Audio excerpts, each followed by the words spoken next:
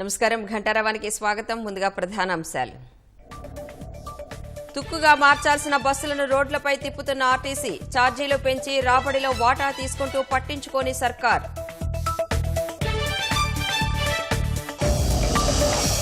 వాలంటీర్ల వ్యవస్థతో ఎన్నికలను ప్రభావితం చేసే కుట్ర.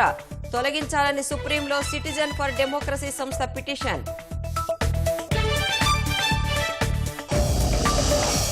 జగనన్న కాలనీల దుస్థితిపై లబ్ధిదారుల ఆందోళన. మైలవరంలో పునాదులకే పరిమితమైన నిర్మాణాలు.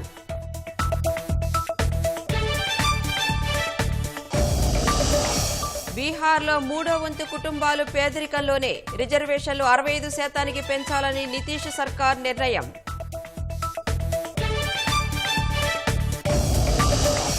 గాజాలో నెల రోజులైనా తగ్గని ఉద్రిక్తతలు. దాడుల్లో ఇప్పటి వరకు 10,000 మందికి పైగా మృతి.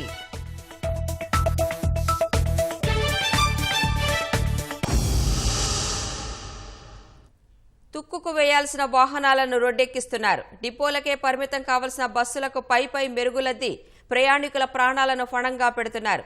కాలం చెల్లిన బస్సులతోనే కాసులు దండుకుంటున్నారు. ఛార్జీల పెంపు, రాబడిలో వాటాలు వసూలు చేసుకోవడం తప్ప సామాన్య ప్రయాణికుల భద్రతపై ప్రభుత్వం దృష్టి సారించని దాఖలాలు లేవు. కనీసం బస్సులకు మరమ్మతులు చేయడానికి అవసరమైన సామాగ్రిని అందుబాటులో ఉంచడం లేదు. పల్లె వెలుగు నుంచి అమరావతి బస్సుల వరకు ఒకరోజు రోడ్డు మీద తిరిగాయంటే మరొక రోజు షెడ్డులో ఉండాల్సిందే. మరమ్మతులు చేస్తే తప్ప మరొక రోజు రోడ్డు ఎక్కలేని పరిస్థితి. డొక్కు బస్సులు, మురికి పట్టిన సీట్లు, కిర్రుకిర్రుమంటూ వచ్చే శబ్దాలతో ఆర్టీసీ బస్సులో ప్రయాణం అంటేనే ప్రజలు ఆలోచించాల్సిన పరిస్థితులు ఉన్నాయి. వీటిల్లోనూ చాలా వరకు కాలం చెల్లిన బస్సులు ఉన్నా తాత్కాలిక మరమ్మతులు చేసి రోడ్డుపైకి వదులుతున్నారు. ఆర్టీసీ సొంత బస్సుల్లో పల్లె వెలుగు సర్వీసులు 3,747 ఉండగా వీటిలో 3,256 బస్సులు కాలం చెల్లినవే ఉన్నాయంటే గ్రామీణ ప్రాంత ప్రయాణికుల ప్రాణాలంటే ఎంత అలుసో అర్థమవుతోంది. విజయవాడ, విశాఖపట్నంలో కలిపి 633 సిటీ బస్సులు ఉండగా వాటిల్లో 402 బస్సులు 12 లక్షల కిలోమీటర్లకు పైగా తిరిగాయి. విజయవాడ, హైదరాబాద్ మధ్య తిరిగే చాలా బస్సులకు సకాలంలో మరమ్మతులు చేయడం లేదు. అందుకు సమయం కూడా ఇవ్వడం లేదు. విజయవాడ ఆటోనగర్ నుంచి బయలుదేరిన బస్సు హైదరాబాద్ చేరుకోగానే డ్రైవర్ విశ్రాంతి తీసుకుంటారు. మరో డ్రైవర్ వెంటనే దానిని తీసుకుని తిరుగు ప్రయాణమవుతారు. అది మళ్లీ ఆటోనగర్ చేరుకున్నాక మెకానికల్ సిబ్బంది టైర్లలో గాలి, ట్యాంకులో డీజిల్ మాత్రమే సరిపడా ఉన్నాయో లేదో పరిశీలిస్తున్నారు. వెంటనే మరో డ్రైవర్ దాన్ని తీసుకుని హైదరాబాద్ వెళ్లిపోతున్నారు. ఇలా పలు సర్వీసులకు ఎటువంటి మరమ్మతుల ఊసే ఉండటం లేదు. కనీసం బస్సుకు విశ్రాంతి ఇవ్వటం లేదు. కాలం చెల్లిన బస్సులతో ప్రయాణికుల ప్రాణాలతో ఆర్టీసీ చెలగాటమాడుతోంది. తెల్లారింది మొదలు నా పేదలు అంటూ ఉపన్యాసాలు దంచే సీఎం జగన్ కు వారు ఎక్కువగా ప్రయాణించే గ్రామీణ బస్సులు డొక్కుగా మారినా కనిపించడం లేదా అని ప్రశ్నిస్తున్నారు. నిత్యం 35 నుంచి 40 లక్షల మంది ప్రయాణించే బస్సులపై సీఎం జగన్ కు ఉన్న శ్రద్ధ ఇదేనా అంటూ ప్రయాణికులు ఆగ్రహం వ్యక్తం చేస్తున్నారు. వైకాపా అధికారంలోకి వచ్చిన తర్వాత 3 సార్లు ఛార్జీలు పెంచి ఏటా ప్రయాణికులపై 2,000 కోట్ల భారం వేసింది. ఆర్టీసీ రాబడిలో 25% తీసుకుని ఖజానాలో జమ చేసుకోవడంపై ఉన్న శ్రద్ధ ఆర్టీసీని గాడిలో పెట్టడంపై ఉంటే ప్రయాణికుల ప్రాణాలకు భద్రత లభిస్తుంది. నిబంధనల ప్రకారం 12 లక్షల కిలోమీటర్లు తిరిగిన బస్సులను తుక్కుగా మార్చేయాలి. కానీ ఆర్టీసీకి సొంతంగా 8,261 బస్సులు ఉండగా వాటిల్లో 4,375 బస్సులు 12 లక్షల కిలోమీటర్లకు పైగా తిరిగాయి. అంటే ఆర్టీసీలో 53% బస్సులు కాలం చెల్లినవే ఉన్నాయి. ప్రస్తుతం ఆర్టీసీలో 12 నుంచి 13 లక్షల కిలోమీటర్ల మధ్య తిరిగినవి 759 ఉండగా 13 నుంచి 14 లక్షల కిలోమీటర్లు తిరిగినవి 988, 14 నుంచి 15 లక్షల కిలోమీటర్ల మధ్య తిరిగినవి 1,092 బస్సులు ఉన్నాయి. ఏకంగా 15 లక్షల కిలోమీటర్లకు పైగా తిరిగినా ఇంకా రోడ్లపైనే పరుగులు పెడుతున్న బస్సులు 1,536 ఉన్నాయి. తక్కువ దూరం ప్రయాణించే పల్లె వెలుగు బస్సులే కాక దూర ప్రాంతాలకు తిరిగే 1,163 సూపర్ లగ్జరీ బస్సుల్లో 396 కాలం చెల్లినవే ఉన్నాయి. ఎక్స్ప్రెస్ బస్సుల్లో 95, ఆల్ట్రా పల్లె వెలుగు 51, ఇంద్రా ఏసీ బస్సులు 21, మెట్రో ఎక్స్ప్రెస్లు 38 బస్సులు 12 లక్షల కిలోమీటర్లకు పైగా తిరిగాయి. ఆర్టీసీలో ప్రయాణం సురక్షితం అనే నినాదంతో ఆ సంస్థ బస్సులను నడుపుతోంది. కానీ సంస్థ తీరుతో ప్రయాణికుల్లో నమ్మకం పోతోంది. గతంలో ఆర్టీసీలో ప్రమాదాల సగటు ప్రతి 1,00,000 కిలోమీటర్లకు 0.06గా ఉండేవి. ఇప్పుడు అది 0.07కు పెరిగింది. డొక్కు బస్సులు నిర్వహణ సరిగా లేకపోవడం వల్లే ప్రమాదాలు చోటు చేసుకుంటున్నాయి. రాష్ట్రంలో 129 డిపోలు, వాటికి అనుబంధంగా గ్యారేజీలు ఉన్నాయి. అయితే వాటిల్లో అవసరమైన సామాగ్రి అందుబాటులో లేకపోవడంతోనే మెకానిక్లు తాత్కాలిక తాత్కాలిక మరమ్మతులు చేస్తున్నారు. కీలకమైన స్టీరింగ్, గేర్ బాక్సులకు చెందిన విడిభాగాలు, వీల్ హబ్స్ వంటి కొరత అధికంగా ఉంది. ఇతర ప్రాంతాల నుంచి విజయవాడ, నెల్లూరు, కడప, విజయనగరంలో ఉన్న జోనల్ వర్క్ షాపులకు పంపినా అక్కడ విడిభాగాల కొరత ఉంది. మెకానికల్ సిబ్బందిని కుదించడం వల్ల బస్సుల మరమ్మతులపై ప్రభావం చూపుతోంది. వైకాపా అధికారంలోకి వచ్చిన తర్వాత ఈ 4.5 కొన్న కొత్త బస్సులు కేవలం 300 మాత్రమే. అది కూడా 2020 ఏప్రిల్ నుంచి BS4 మోడల్ కొత్త బస్సుల తయారీ ఉండకూడదని సుప్రీంకోర్టు ఆదేశాల నేపథ్యంలో ఈ ఏడాది మార్చి నెలాఖరులోపు ఆగమేఘాలపై 300 బస్సుల వరకు BS4 బస్సులను కొనుగోలు చేశారు. అది మినహా ఇప్పటి వరకు కొత్త బస్సులు తీసుకోలేదు. 1500 బస్సులు కొనుగోలు చేయనున్నట్లు ఈ ఏడాది మార్చి మొదటి వారంలో యాజమాన్యం ప్రకటించింది. కానీ ఇంకా అవి డిపోలకు రాలేదు. ఇటీవల బస్ చాసిస్ల కొనుగోళ్లకు టెండర్లు పూర్తి చేసి బిడ్లు ఖరారు చేశారు. వీటి బాడీ నిర్మించే టెండర్లు కూడా దాదాపు ఖరారయ్యాయి. ఈ నెల నుంచి సగటున నెలకు 200 నుంచి 250 కొత్త బస్సులు అందుబాటులోకి వస్తాయని అధికారులు చెబుతున్నారు. అయితే సంస్థలో కాలం చెల్లిన బస్సులు 4375 ఉండగా వాటి స్థానంలో కేవలం 1500 కొత్త బస్సులను చేర్చినా ఇంకా 2875 కాలం చెల్లిన బస్సులే నడపాల్సిన దుస్థితి ఉంది. ఆంధ్రప్రదేశ్లో వాలంటీర్ వ్యవస్థ మాటున ఎన్నికలను ప్రభావితం చేసే కుట్ర జరుగుతోందని, వారి ద్వారా చట్టవిరుద్ధంగా వ్యక్తిగత సమాచారం సేకరణ చేస్తున్నారని సిటిజన్ ఫర్ డెమోక్రసీ సంస్థ ఆందోళన వ్యక్తం చేసింది.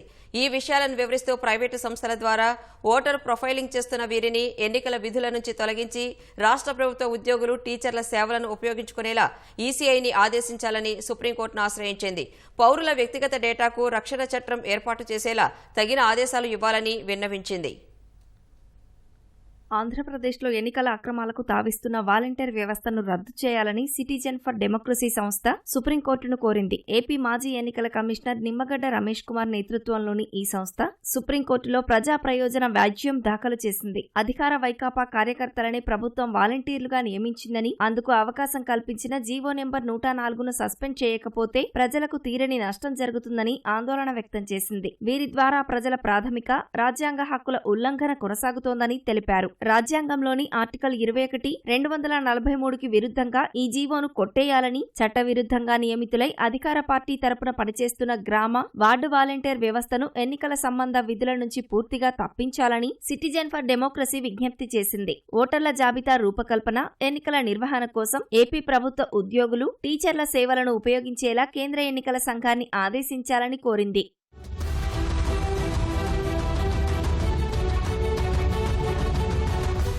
వాలంటీర్ల ద్వారా సేకరించిన డేటాను IPAC, Ram info private limited లాంటి సంస్థల ద్వారా ప్రొఫైలింగ్ చేయించడంపై పరిశీలన కోసం ప్రత్యేక సాంకేతిక కమిటీని ఏర్పాటు చేయాలని, ఏపీలోని లక్షలాది మంది ప్రజల వ్యక్తిగత గోప్యతకు భంగం కలిగించేలా వ్యవహరించిన అధికారులపై క్రిమినల్ చర్యలకు ఆదేశించాలని సుప్రీంకోర్టును అర్థించింది. అవినీతిని నిర్మూలించి అర్హులైన వారికి ఇంటి వద్దకే ప్రభుత్వ సేవలను అందించేందుకు వాలంటీర్ వ్యవస్థను ఏర్పాటు చేస్తున్నట్లు చెప్పి, పరిపాలనలో గ్రామ వాలంటీర్ వ్యవస్థ ప్రధాన ఉద్దేశం అని జీవోలో పేర్కొన్న సర్కార్, ఏపీ పంచాయతీ రాజ్ చట్టం 1994ని అనుసరించి ఈ వ్యవస్థ ఏర్పాటు చేస్తున్నట్లు చెప్పి ఆ శాఖ జీవో 104ను విడుదల చేసినట్లు సంస్థ పిటిషన్లో పేర్కొంది. అయితే ఇది రాజ్యాంగంలోని పార్ట్ 9 ఏపీ పంచాయతీరాజ్ చట్టంలోని నిబంధనలకు పూర్తి విరుద్ధమని సంస్థ తెలిపింది. చట్టవిరుద్ధంగా ఏర్పాటు చేసిన ఈ వాలంటీర్లను ఏపీ వ్యాప్తంగా మోహరించి వారి ద్వారా ప్రజల వ్యక్తిగత సమాచారాన్ని సేకరించి వారి రాజకీయ అభిమానాన్ని అనుసరించి ఓటర్ల జాబితాలో పేర్లను తొలగించడం, చేర్చడం లాంటి పనులు చేస్తున్నారని కోర్టు దృష్టికి తీసుకువచ్చింది. 2024 సాధారణ ఎన్నికలను దృష్టిలో ఉంచుకొని ఏపీలో పెద్ద ఎత్తున ఓటర్ల చేరికలు, తొలగింపులు చేస్తున్నట్లు పత్రికల్లో విస్తృతంగా వార్తలు వస్తున్నప్పటికీ ఎన్నికల సంఘం ఎలాంటి చర్యలు తీసుకోలేదని, వాలంటీర్లను ఎన్నికల సంబంధ విధుల్లో నియమించి వ్యక్తిగత సమాచారాన్ని సేకరించడం అన్నది పూర్తి చట్టవిరుద్ధమని, అది వ్యక్తిగత గోప్యత హక్కును ఉల్లంఘించడం కిందకే వస్తుందని సిటిజన్ ఫర్ డెమోక్రసీ పిటిషన్లో వివరించింది. అధికార వైకాపా తన కార్యకర్తలను వాలంటీర్లుగా చేర్చి ఒక వ్యవస్థను ఏర్పాటు చేసుకుందని, వీరు సేకరించిన సమాచారాన్నంతా అధికారికంగా సొంత పార్టీ సభ్యులకు అందించి వారి ద్వారా గడప గడపకు మన ప్రభుత్వం అన్న కార్యక్రమాన్ని మొదలుపెట్టినట్లు తెలిపింది. కేంద్ర ఎన్నికల సంఘం తన బాధ్యతలను విస్మరించడంతోనే ఏపీలో పెద్ద ఎత్తున ఓటర్ల తొలగింపు జరిగిందని ఆరోపించింది.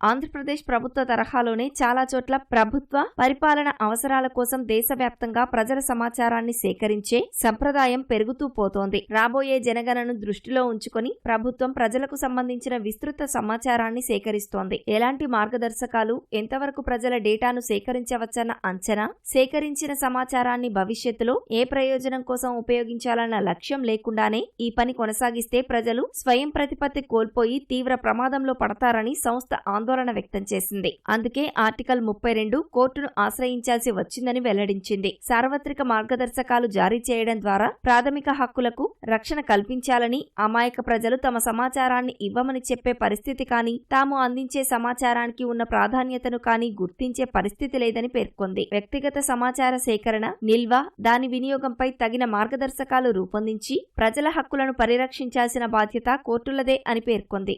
రాజ్యాంగంలోని ఆర్టికల్ 21 కింద ప్రజల ప్రాథమిక హక్కుల్లో ప్రభుత్వాలు ఎంతవరకు చొరబడటానికి వీలుంది, వ్యక్తుల సమాచారాన్ని సేకరించే అవసరం ప్రభుత్వానికి ఎంతవరకు ఉంటుందన్న విషయంలో హేతుబద్ధతను నిర్ధారించాలని కోరిన సిటిజన్ ఫర్ డెమోక్రసీ ఈ సంస్థలు ప్రజల నుంచి చట్టవిరుద్ధంగా పెద్ద ఎత్తున సమాచారాన్ని సేకరించి తమకు నచ్చినట్లుగా ఓటర్ల ప్రొఫైల్ను తయారు చేసి ఎన్నికల్లో అవకతవకలకు పాల్పడేందుకు ప్రయత్నిస్తున్నాయని తెలిపింది. ఈ మొత్తం వ్యవహారాన్ని ఎలాంటి జవాబుదారీతనం లేకుండా పూర్తి రహస్యంగా కొనసాగిస్తున్నాయని సిటిజన్ ఫర్ డెమోక్రసీ సంస్థ పిటిషన్లో పలు అంశాలను లేవనెత్తింది.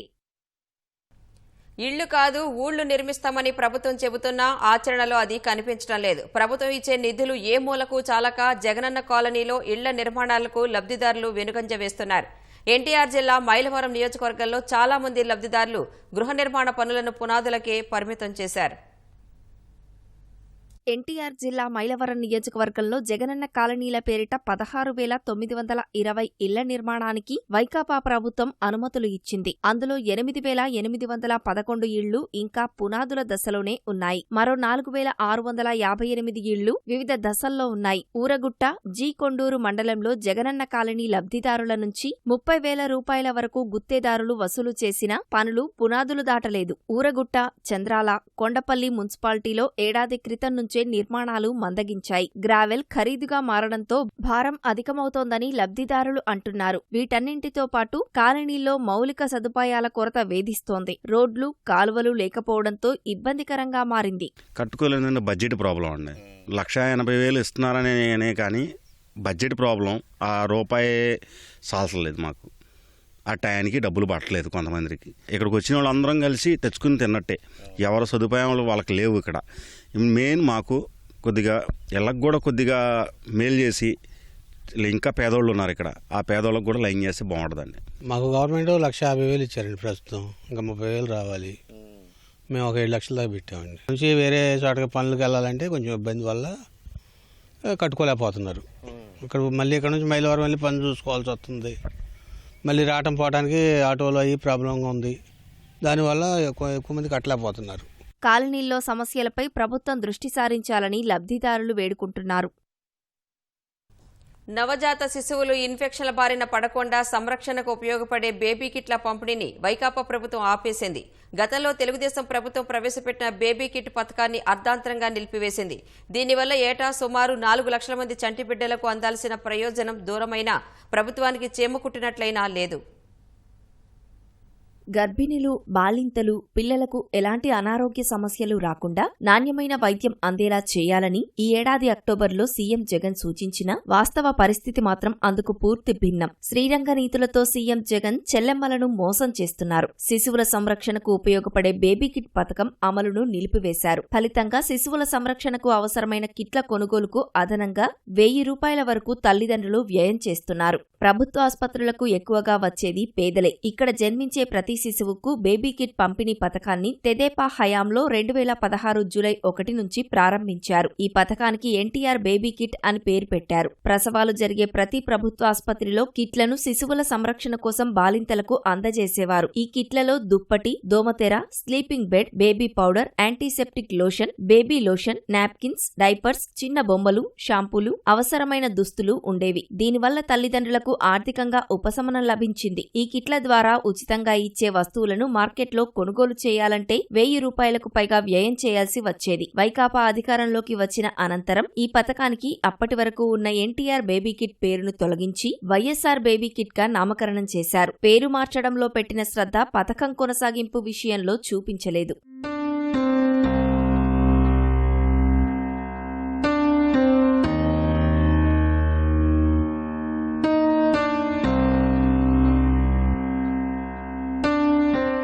శిశువుల సంరక్షణ కోసం ఉపయోగపడే ఈ కిట్ పంపిణీకి అవసరమైన నిధులు తక్కువే అయినా ఆర్థిక శాఖ కొర్రీలు వేసిందన్న కారణంతో 2021లో పథకాన్ని పూర్తిగా అటకెక్కించారు. గర్భిణీలు, బాలంతలు, శిశువుల సంరక్షణ గురించి ముఖ్యమంత్రి జగన్ సమీక్ష సమావేశాల్లో మాత్రం ఆర్భాట ప్రకటనలు చేస్తున్నారు. తాజాగా జరిగిన సమీక్షలో పోషకాహారాన్ని గర్భిణులు తీసుకుంటున్నారా లేదా, రక్తహీనత సమస్య తగ్గుతుందా లేదా అనే దానిపై దృష్టి సారించాలని అంగన్వాడీ కేంద్రాల్లో పోషకాహారాన్ని అందిస్తున్న సమయంలోనే గర్భిణీలు, పిల్లలకు టీకాలు అందించారా లేదా, పిల్లల వయసుకు తగ్గ బరువు ఉన్నారా లేదా పోషకాహార లోపం రాకుండా చూడాలని అధికారులకు సూచనలు చేశారు. ఈ వివరాలను ఎప్పటికప్పుడు యాప్లో నమోదు చేయాలన్నారు. ఆచరణలో మాత్రం ఇవి నామమాత్రంగా అమలవుతున్నాయి.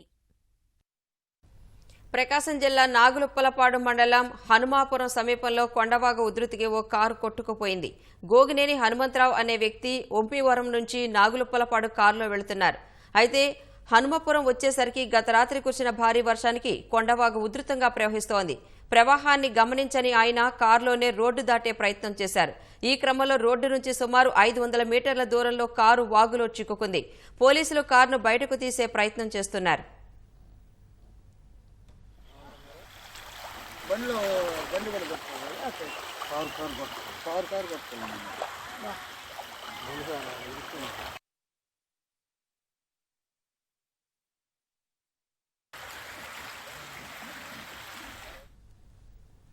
కేంద్ర హోంమంత్రి అమిత్ షాకు మంగళవారం త్రుటిలో పెను ప్రమాదం తప్పింది. రాజస్థాన్లోని నాగౌర్లో ఎన్నికల ప్రచారం సందర్భంగా ఆయన ప్రయాణిస్తున్న వాహనానికి విద్యుత్తు తీగ తగిలింది. బిడియడ్ గ్రామం నుంచి పర్బత్ సర్కు వెళుతుండగా ఈ ఘటన చోటు చేసుకుంది. వాహనం పైభాగానికి తీగ తగిలి నిప్పురవ్వలు ఎగసిపడ్డాయి. అప్రమత్తమైన భద్రతా సిబ్బంది వెనకనే వస్తున్న షా కాన్వాయ్ను ఆపివేశారు. వెంటనే ఆయన్ను వేరే కారులో తరలించారు. అయితే తీగ తెగి పడిపోవడంతో పెద్ద ప్రమాదం తప్పింది. ఈ ఘటన కారణంగా అమిత్ షా ఎన్నికల ర్యాలీని రద్దు చేసుకున్నారు. బీహార్లో రిజర్వేషన్లను 50 నుంచి 65% పెంచాలని రాష్ట్ర ప్రభుత్వం నిర్ణయించింది. 10% ఈడబ్ల్యూఎస్ రిజర్వేషన్లను కలుపుకొని మొత్తం కోటాను 75% పెంచాలని బీహార్ ముఖ్యమంత్రి నితీష్ కుమార్ అసెంబ్లీలో ప్రతిపాదించారు. ఈ మేరకు ప్రస్తుత అసెంబ్లీ సమావేశాల్లోనే బిల్లును తీసుకొస్తామని ప్రకటించారు. మొదట బీహార్లో ఇటీవల చేపట్టిన కులగణన నివేదికను ప్రభుత్వం అసెంబ్లీలో ప్రవేశపెట్టింది. దాని ప్రకారం బీహార్లో 3వ వంతుకు పైగా కుటుంబాలు పేదరికంలో మగ్గుతున్నట్లు తేలింది. 34.13% కుటుంబాలకు నెలవారీ ఆదాయం 6,000 అంతకంటే తక్కువగా ఉన్నట్లు వెల్లడైంది. బీహార్లో మొత్తం 2,97 లక్షల కుటుంబాలు ఉంటే 94 లక్షల కుటుంబాలు పేదరికంలో ఉన్నట్లు నివేదిక ద్వారా తెలిసింది.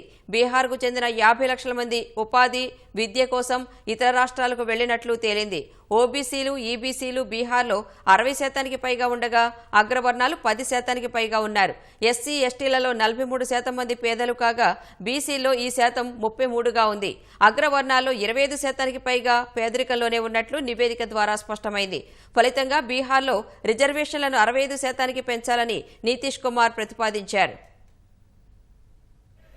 तो मेरा ये कहना है कि भाई जो 50% है तो कम से कम हम 65% कर दें, ताकि 22 से आगे तो 65% कर दिया जाए 50 की जगह पर। 10% सुनिए ना, 10% अपर कास्ट का पहले से है तो 65 और 10 75, तो बचेगा 25।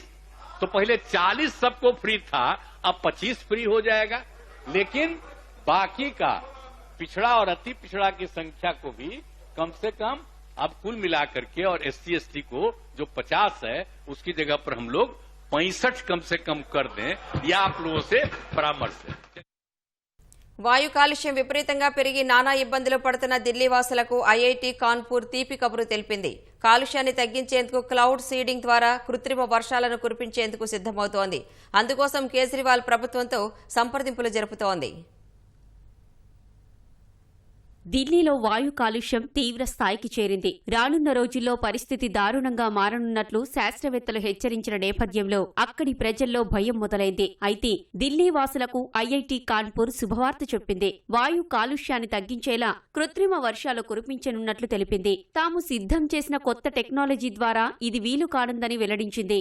IIT Kanpur computer science and engineering professor Manindra Agarwal కృత్రిమ వర్షాల కోసం తమ వద్ద ఉన్న ప్రణాళికను వివరించారు. తమ శాస్త్రవేత్తల బృందం ఈ ఏడాది జూలైలోనే కృత్రిమ వర్షాలకు సంబంధించిన ట్రయల్స్ ను పూర్తి చేసిందని ఆయన చెప్పారు. కృత్రిమ వానలను కురిపించే సాంకేతికతను అభివృద్ధి చేయడానికి ఐఐటి కాన్పూర్ బృందం 5 ఏళ్లు కష్టపడిందని పేర్కొన్నారు. విమానం ద్వారా రసాయనాలను మేఘాలలో చల్లితే నిర్దిష్ట ప్రాంతంలో వర్షాలు కురుస్తాయని ప్రొఫెసర్ మనీంద్ర చెప్పారు. అందుకు తగ్గట్లు విమానం రెక్కల్లో కొన్ని మార్పులు చేసినట్లు పేర్కొన్న ఆయన విడి భాగాలను అమెరికా నుంచి దిగుమతి చేసుకున్నామని చెప్పారు. ఆ ప్రక్రియ ఆలస్యమైందని, మధ్యలో కోవిడ్ రావడం వల్ల ప్రాజెక్టు ఎక్కువ సమయం తీసుకుందని ప్రొఫెసర్ మనీంద్ర తెలిపారు.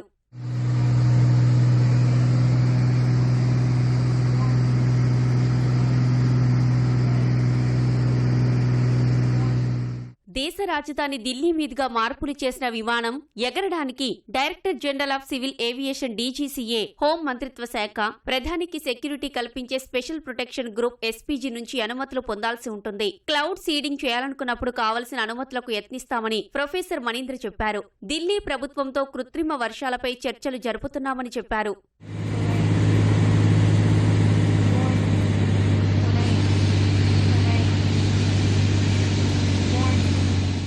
ఢిల్లీలో వాయు కాలుష్యాన్ని తగ్గించేందుకు క్లౌడ్ సీడింగ్ చేయడానికి ప్రభుత్వం సిద్ధమవుతోందని ఆ రాష్ట్ర పర్యావరణ శాఖ మంత్రి గోపాల్ రాయ్ ఇప్పటికే తెలిపారు. కాలుష్య నివారణకు కృత్రిమ వర్షం కురిపించే విషయమై ఐఐటి కాన్పూర్తో చర్చలు జరుపుతున్నట్లు ఆయన చెప్పారు. సాధారణంగా వానలు పడని ప్రదేశాల్లో కృత్రిమ వర్షాలు కురిపిస్తారు. అంటే మేఘాల్లోకి రసాయనాలను పంపించి వర్షాలు పడేటట్లు ప్రేరేపిస్తారు. అమెరికా, చైనా, యుఏఈ వంటి దేశాలు నీటి కొరత, కరువులు వంటి ఇబ్బందులు ఎదురైనప్పుడు ఇలానే చేస్తున్నాయి. ఢిల్లీలో వాయు కాలుష్యాన్ని తగ్గించేందుకు కృత్రిమ వర్షాలు కురిపించాలని ప్రభుత్వం, నిపుణులు భావిస్తున్నారు.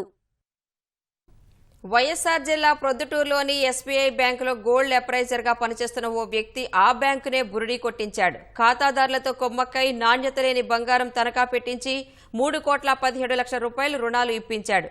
Kadapa SBI regional manager Narasimharao పోలీసులకు ఫిర్యాదు చేయడంతో కుదువ పెట్టింది నాణ్యత లేని బంగారం అని తేలింది. ప్రొద్దుటూరులోని ఆర్ట్స్ కాలేజ్ రోడ్లో ఉంటున్న చంద్రమోహన్ స్థానిక ఎస్బీఐ బ్యాంకులో గోల్డ్ అప్రైజర్ గా పనిచేస్తున్నాడు. ఖాతాదారులు తనఖా పెట్టే బంగారం నాణ్యతను అతను నిర్ధారించిన తర్వాతే అధికారులు రుణాలిస్తారు. ఇటీవల మొత్తం 39 మంది ఖాతాదారులు రుణాల కోసం పెట్టిన బంగారాన్ని చంద్రమోహన్ స్వయంగా పరిశీలించి లాకర్లో పెట్టేశాడు. వాటిని పరీక్షించిన బ్యాంక్ అధికారులు అవి నాణ్యత లేనివని గుర్తించి పోలీసులకు ఫిర్యాదు చేశారు. చంద్రమోహన్తో పాటు 39 మంది ఖాతాదారులపై కేసు నమోదు చేసి దర్యాప్తు చేపట్టారు. నిందితుడు పరారీలో ఉన్నాడని పోలీసులు తెలిపారు. ప్రకాశం జిల్లా ముండ్లమూరు మండలం శంకరాపురం గ్రామంలో కొండచిలువ కలకలం సృష్టించింది. నివాస గృహాలు ఉండే ప్రాంతంలో వరిగడ్డి వాము దగ్గర ఒక్కసారిగా కొండచిలువ కనిపించడంతో ప్రజలు భయాందోళనకు గురయ్యారు. గ్రామస్తుల సమాచారంతో స్నేక్ క్యాచర్ కొండచిలువను పట్టుకుని సమీపంలోని